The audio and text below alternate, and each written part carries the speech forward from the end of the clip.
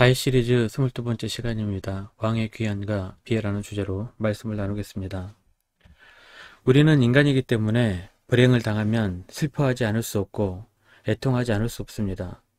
하지만 우리는 예배하며 기도하면서 이러한 슬픔과 비통을 점점 사라지게 합니다. 넉넉고 계속해서 슬퍼하고 애통하는 것은 어떻게 보면 우리의 믿음을 부정하는 것입니다. 좋은 일도 마찬가지입니다. 좋을 때는 함께 기뻐해야 하는 것이지만 항상 그 기쁨에 취해서 살아가서는 안 됩니다. 우리끼리 즐기기에는 이 세계는 너무 힘든 사람들이 많이 있기 때문에 그렇습니다. 다윗이 불행 중에 기쁨을 얻게 됩니다. 이스라엘과 전쟁에서 다윗은 다행히 빠지게 됩니다. 이것은 참으로 다행이었습니다. 다윗과 일행은 도둑놈 것을 빼앗아 와서 다시 부자가 됩니다. 하지만 그 기쁨은 이틀밖에 가지 않았습니다. 이틀 뒤 이스라엘이 전멸했다는 소식을 듣게 됩니다. 다윗은 어떻게 되었는지 매우 초조하고 궁금했습니다. 1절 2절입니다. 사울이 죽은 후에 다윗이 아말렉 사람을 쳐 죽이고 돌아와 다윗이 시글락에서 이틀을 머물더니 사흘째 되는 날에 한 사람이 사울의 진영에서 나왔는데 그의 옷은 찢어졌고 머리에는 흙이 있더라. 그가 다윗에게 나와 땅에 엎드려 절하매. 기쁜 일이 있거나 슬픈 일이 있을 때 우리는 예배 드려야 합니다. 다윗은 이틀 동안 너무 행복했습니다. 그런데 왕이 죽어버렸습니다. 아니 뿐만 아니라 이스라엘 백성 모두가 망해버린 것입니다. 개인적으로 사울이 죽은 것은 어떻게 보면 좋은 일일 수도 있지만 나라가 망해버렸습니다. 4절입니다. 다윗이 그에게 이르되 일이 어떻게 되었느냐 너는 내게 말하라. 그가 대답하되 군사가 전쟁 중에 도망하기도 하였고 무리 가운데 엎드려 죽은 자도 많았고 사울과 그의 아들 요나단도 죽었나이다 하는지라. 다윗은 용병으로부터 중요한 소식을 듣게 됩니다. 사울은 용병들을 많이 썼는데 그 중에 한 용병이 말했습니다. 거의 다 전멸했다고.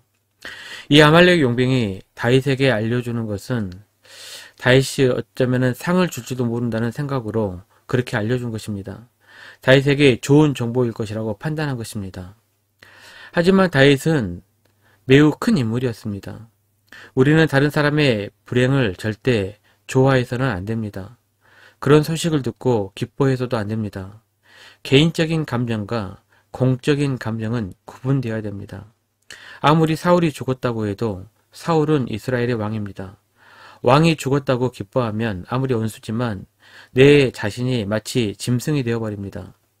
다윗이 중요한 전쟁에서 도와주지 못했지만 다윗의 마음속에는 거기에 대한 안타까움이 있었었고 이러한 어떤 다윗의 큰 마음이 다른 사람들에게 조금씩 인정을 받게 되는 계기가 되게 된 것입니다.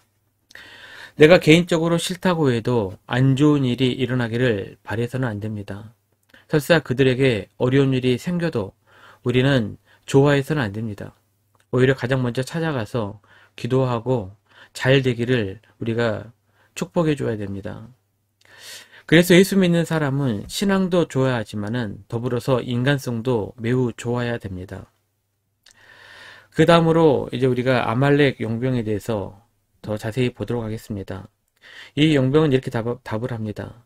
사울이 부상을 입고 쫓겼는데 자기를 보고 죽여달라고 부탁을 했다고 합니다. 그래서 죽이고 면류관과 팔찌를 벗겨 가지고 왔다라고 그렇게 대답을 합니다. 사무엘상을 보게 되면 자살하는 걸로 나옵니다. 사울이 자살하는데 이때 용병이 그 근방에 있었던 것 같습니다. 그래서 용병은 자기가 죽였다고 거짓말을 하고 이야기를 조금 바꾸고 각색을 합니다. 우리는 이 용병의 이야기를 바라보면서 하나님의 백성에게 진실이라는 것은 매우 중요하다는 사실을 생각해 봐야 합니다. 아 다르고 어 다릅니다. 비슷하지만 자기에게 유리한 쪽으로 몰고 가는 것은 사실은 거짓말입니다. 이때 다윗의 반응을 잘 살펴보도록 하겠습니다. 11절 12절입니다.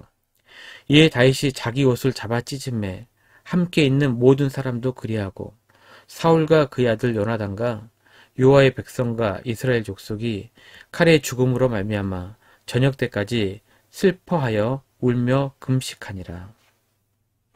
다윗과 부하들은 저녁 때까지 울며 슬퍼했습니다. 이것이 바로 하나님 백성의 특징입니다. 아말렉 용병은 상을 타기 위해서 거짓 고백을 했는데 다윗과 그와 부하들은 오히려 좋아하는 것이 아니라 슬퍼했던 것입니다. 이제 다윗은 두 가지 문제를 해결해야 합니다. 첫 번째로는 사울을 죽였다고 달려온 용병을 처리해야 되고, 두 번째로는 이 슬픈 이스라엘을 어떻게 수습해야 되는가, 그 슬픔을 어떻게 수습해야 되는가 고민해야 됩니다. 어떻게 보면 용병은 다윗에게 고마운 존재입니다. 만약 이 용병이 정보를 제공해 준 것이 사실은 다윗에게 좋은 정보인 것은 맞습니다.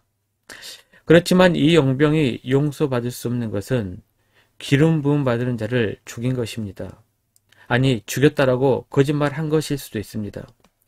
개인적으로는 고마운 존재일 수 있지만, 하지만 다윗에게 성경적으로는 용서가 되지 않습니다. 자기도 기름 부음 받은 자를 두 번이나 죽이지 않고 살려줬습니다. 사적으로는 고맙지만 공적으로는 그 용병은 죄인입니다. 여기서 다윗은 중심을 잡습니다. 나라의 왕을 죽였다. 공적인 일은 공적으로 처리했습니다. 아마도 사울이었다면 다윗이 죽었다는 고백을 하게 되면 아마 큰 상을 주었을 것입니다. 그러면 공신들이 아부를 하고 충성을 하고 봉사를 합니다. 왜요? 상을 받았기 때문입니다. 그런데 다윗은 그렇게 하지 않았습니다. 다윗은 600명 안에서 공가사를 분명히 했습니다. 그 용병을 형장에서 즉각 처분을 해버립니다. 이렇게 해야 공의가 살아납니다. 이스라엘 안에서는 정의가 살아날 수 있었던 것이 바로 다윗의 이러한 결정 때문이었습니다.